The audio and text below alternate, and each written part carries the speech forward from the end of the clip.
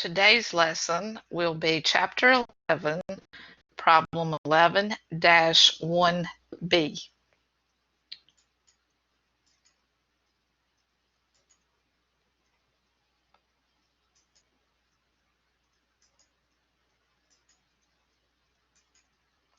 You should be able to see the Cengage screen now. In this particular company, we're going to be looking at recording journal entries for liability transactions. It's always important to read the information for the problem. The following items were selected from among transactions completed by Austin Martin Incorporated during the current year. On April the 15th, they borrowed $25,000 from the Audi company, issuing a 30-day 6% note for that amount. On this transaction, this is for what we call an interest-bearing note, which means that the company is going to have to pay us interest at the end of the term of the note, which is 30 days. They're going to have to pay us 6% interest. When we borrow the money on an interest-bearing note, we're borrowing the principal of the note, which is $225,000 in this case. So when we borrow money, we will be receiving cash. Our cash account would be debited for the total amount that we borrowed, which was $225,000, excuse me. And then we're going to credit our notes payable account. There's a difference between notes payable and accounts payable. Notes payable will carry interest with it. This is what we refer to as an interest-bearing note, and we will have to pay interest on this note at the due date, which is 30 days from April the 15th. In the second transaction, we are purchasing equipment by issuing a $320,000 180-day note to the Spider Manufacturing Company, which discounted the note at the rate of 6%. The term discounted tells you what type of note it is that we are borrowing. And that note is going to be a non-interest-bearing note. A non-interest-bearing note can be a little bit deceiving. We still are going to have to pay interest. It's just that they go ahead and deduct the interest up front before issuing us the money. So in a non-interest-bearing note, you go ahead and record the amount of interest expense in the expense account when the note is issued. So we'll have to determine the amount of the interest expense before we can enter the amounts in our journal entry. So I'm going to pull down the calculator, and I want you to watch closely. What we're using here is simple interest, and to determine simple interest, we need to know the face amount of the note, which in this case is $320,000. So we're going to start with $320,000. We're going to multiply that by the rate of interest, which is 6%. And then we're going to also multiply that by the time period on this note, which was 180 days. Now notice I'm going to divide that term, 180 days, by 360 days. In this textbook, they use 360 days in their simple interest application. The total amount of interest on this non-interest-bearing note is $9,600. That's the amount that we would have to debit to the interest expense account. Now we will also want to debit the fact that we have bought equipment. Let me emphasize to you that the cost of the equipment is not $320,000, but it is the difference between the principal of the note and the interest expense. Your interest expense would be debited for $9,600. Your notes payable is always going to be credited for the face amount of the note. The face amount of this note is $320,000.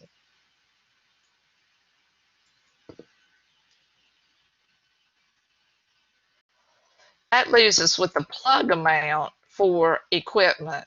And to find that plug amount, we will take the $320,000, subtract the interest expense from it, and the cost of this equipment was $310,400. Again, that's a plug amount. In a non-interest bearing note, such as this one, because it tells us that the note was discounted, that makes it a non-interest bearing note. That means that the interest expense is going to be paid up front, or we're going to record the interest expense up front in the interest expense account on the date of the issue.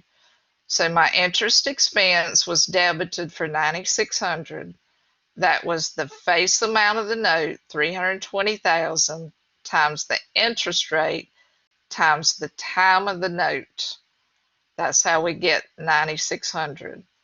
The difference between the face amount of the note and $9,600 is the cost of the equipment of $310,400.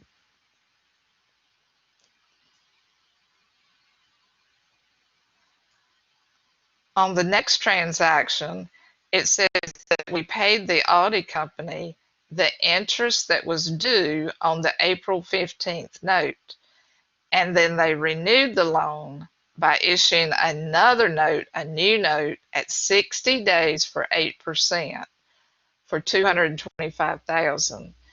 Note in parentheses, it tells you part of the transaction. You're going to record both the debit and the credit to the notes payable account.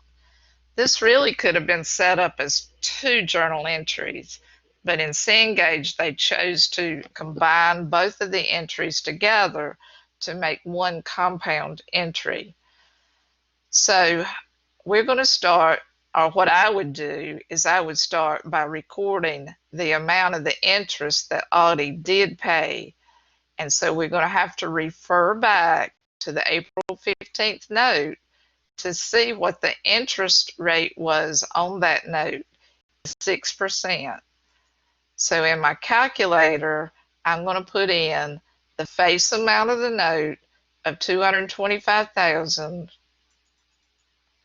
I'm going to multiply it by 6%. That was the original note, was for 6% interest.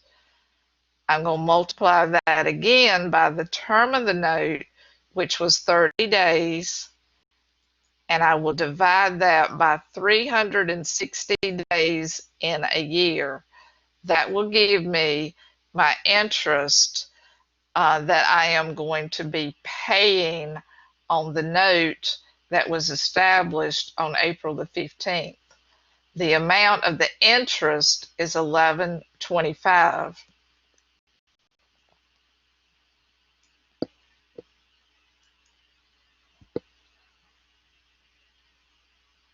Now notice on this particular entry that we did not have a place for interest expense yet. So the only one that could possibly fit here is notes payable. We will debit the notes payable to get rid of the old note, which was established on April the 15th, the $225,000. So I'm going to debit my old note, $225,000 was the face amount of the note. And in the next drop-down box, they do have interest expense. So I'm going to click interest expense because I'm going to debit my interest expense for $11.25. That was the face value of the note, $225, times the interest rate on April the 15th, times the term of the note. That's how we got the $11.25. My drop-down list, the only thing that's logical that we could use is a credit to notes payable for $225,000. That note was actually established on May 15th.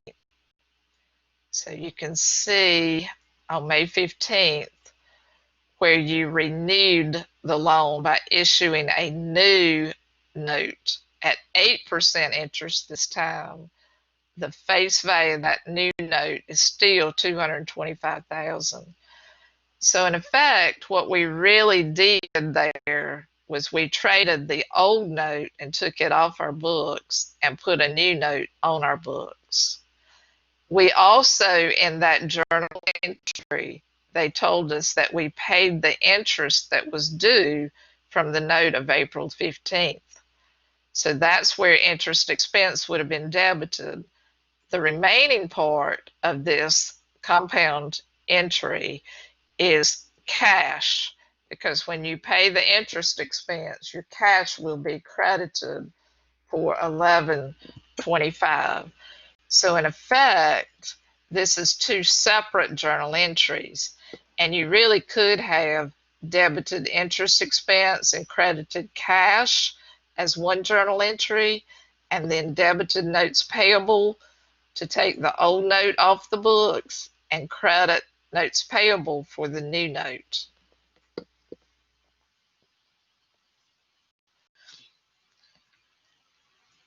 On July the 14th, we actually paid the audit company the amount due on the note of May 15th.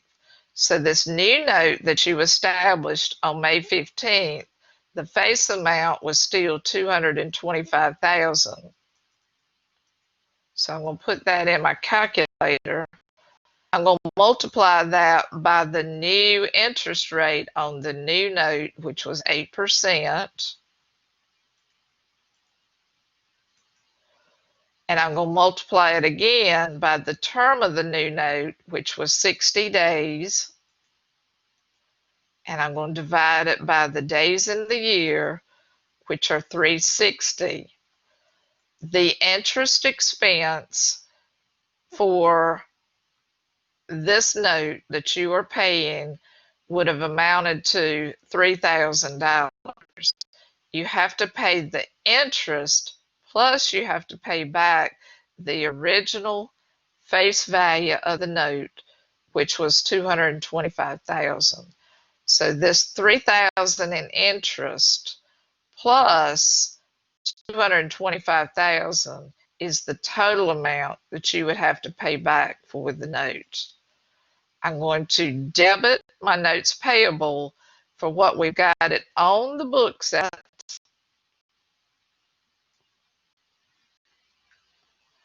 and that would have been $225,000.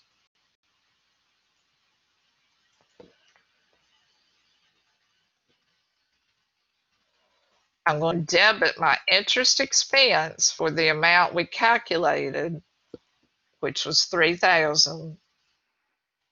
And I'm going to credit my cash account for the maturity value of that note. That's the principal plus the interest.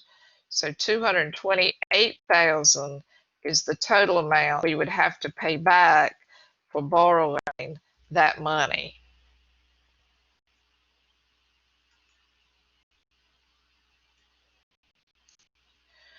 On August the 16th, we purchased merchandise on account from the Extige company. I think that's how you say that.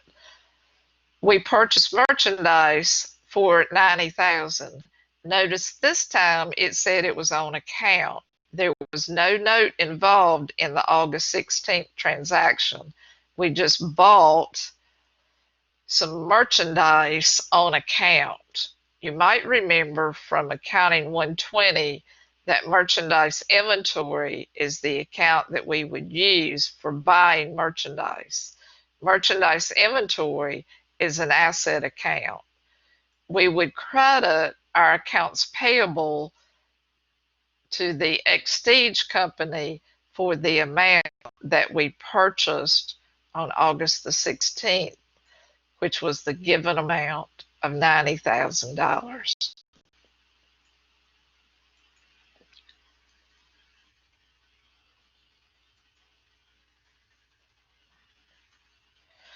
So this is a transaction where we're just simply buying merchandise on account.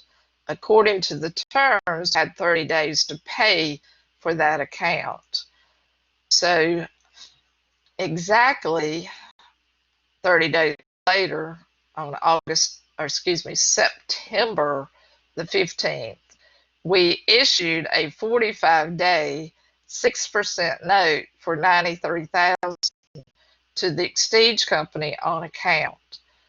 What we're saying here is that we could not pay the account payable at this time, so we've asked for a longer period of time to pay the amount that was due. And the company allowed us to sign a note saying that we would pay interest from the date that the note originated, which would be September the 15th. So in this first transaction here on September the 15th, we're simply going to debit the account payable to reduce it, or you might even say you're getting rid of it for $90,000. But in exchange for getting rid of that accounts payable, you had to sign a note payable, which is a liability account, and the liabilities would be increasing in this situation. So in this particular transaction, we simply exchanged an account for a note. That's going to give us a little bit longer period of time to pay, but in return for that, we're going to have to pay some interest. The next transaction is October the 28th.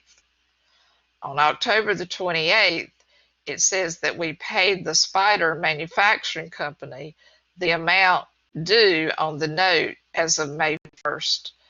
So you have to kind of go back and look at this note of May the 1st. Remember, it was a non-interest bearing type of note. So what you have to pay back is just the face value of that note. The face value was $320,000. So we're going to debit our note payable for $320,000,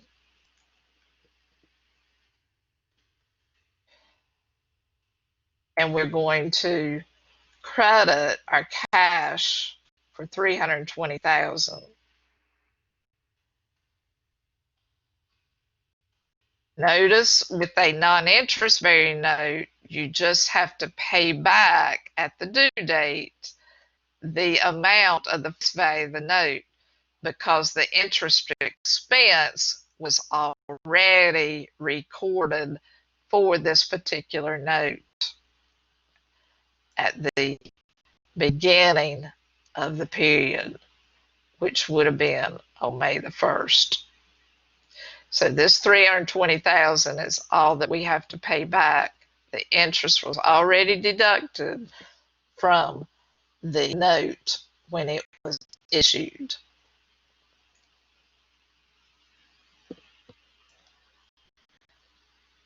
The next transaction happens on October 30th.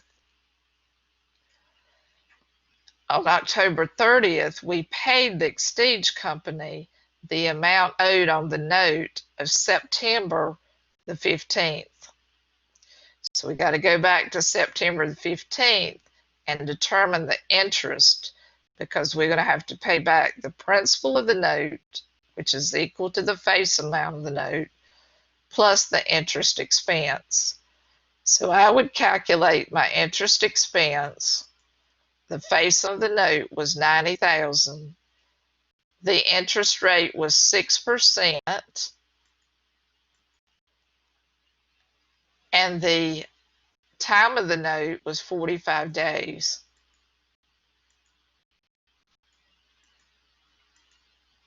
So, oops, I did something wrong. So let me try that again.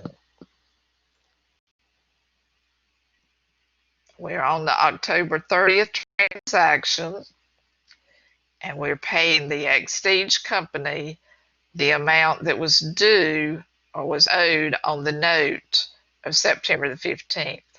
So it's 90,000 times 6% times 45 days divided by 360. What that will do is that will give you the interest expense. Since you're paying the amount that was due on September the 15th, the interest expense of $675 would be added back to the amount of the note, the face amount of the note of $90,000. So the total amount that they would have to pay back is $90,675. We will reduce our note payable on our books by the face amount of the note, which was $90,000.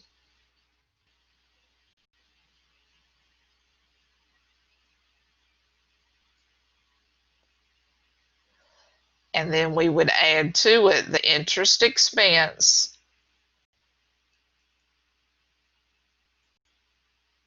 which was calculated at $675.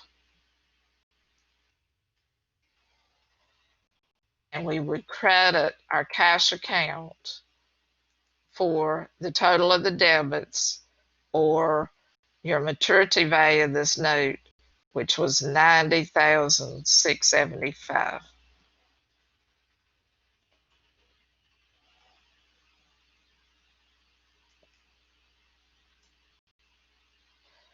So the next transaction happens on November the 16th.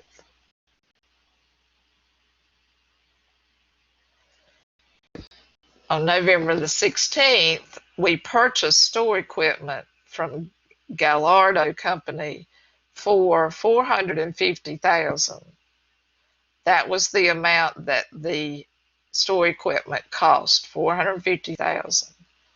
They paid $50,000 down as a down payment on this store equipment, and they issued a series of 20 9% notes for $20,000 each. You could multiply 20 times 20,000, and that would give you 400,000, which is the total amount of the notes payable that would be recorded in this transaction. Or you could take the cost of the equipment of $450 and subtract out the down payment, and what's left goes on the note payable. So when we buy the equipment, our equipment is going to be increasing for $450,000. Equipment is an asset account, and when you buy an asset, you're debiting the account.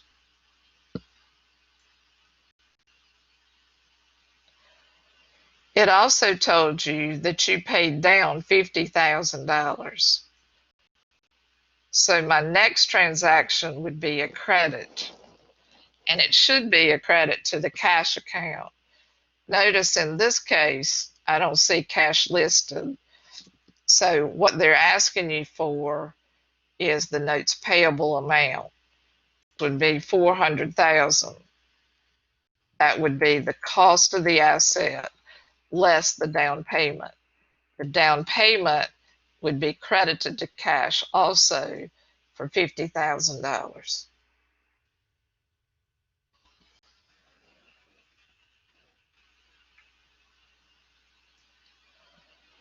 So on December the 16th, we paid the amount that was due Galliardo Company on just the first note in the series that was issued on November the 16th. So each note had a face amount of $20,000.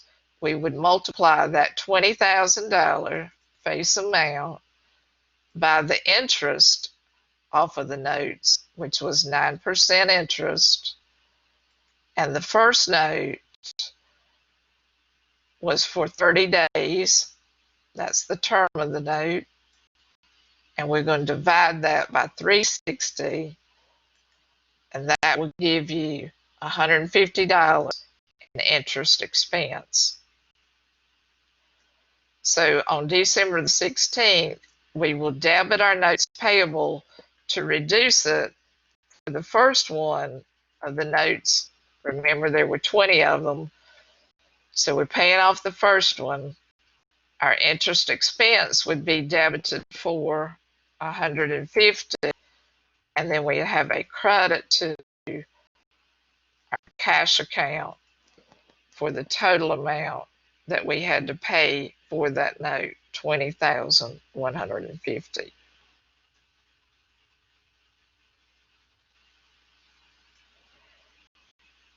On December the 28th, it says that we settled a personal injury lawsuit with the customer for $87,500, and it was to be paid in January. So that means we are not going to pay it until January, but we have agreed to pay it in January. So it becomes a liability to us, and we're going to call that liability some type of litigation payable.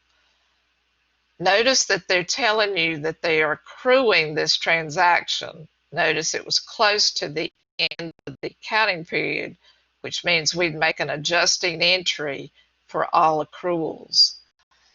This is the type of accrued expense. We will debit the loss account as if it were an expense account. So we debit the loss account, litigation loss, for the amount that we have actually incurred, which was $87,500.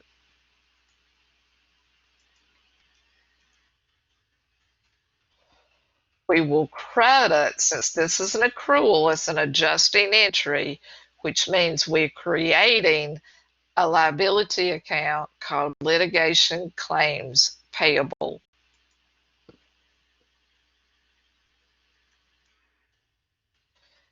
This is a type of an accrual that we would make for any lawsuits that we have agreed that we're going to have to pay some money, but we're not going to pay for it until January. So this year, the loss has actually accrued. We've got to record the loss in the period of time that it belongs in. So it belongs in this period of time. It would be debited. This loss account would show up on your income statement in the other items category, where we had other expenses, other revenue, other gains, other losses. This goes in other items on the income statement. The litigation claims payable is a liability account. In this case, it would be a short-term type of liability or a current liability, because we're going to pay it in the new year. In the second part of this problem, they're asking you to journalize the adjusting entries for each of the following accrued expenses. Accrued expenses, again, are expenses that you've incurred during this period of time, but you're not going to pay for them until the next period of time. When you do an accrual for product warranty cost, you're going to debit the warranty expense account and you will credit the warranty payable account for the amount that has accrued. In this case, the amount was given to you at $26,800.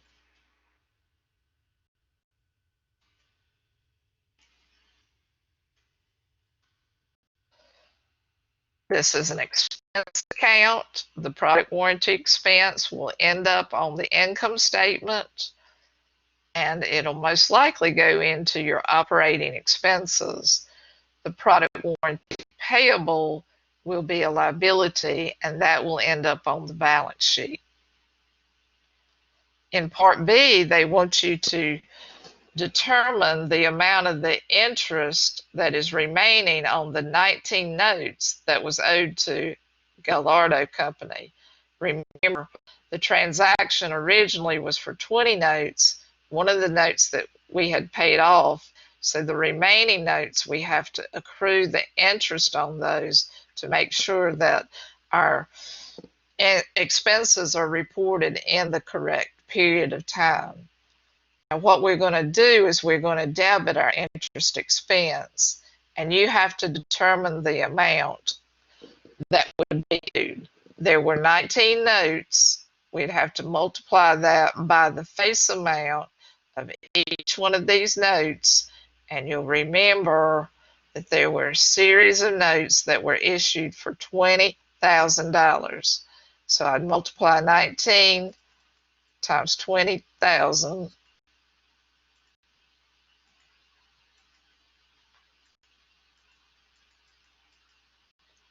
And that would give me the total amount of notes that I still owe for, $380,000, which would be multiplied by the interest rate, which was 9% on these notes. And then we would multiply it again by the time period that we have, which would be the 30-day note.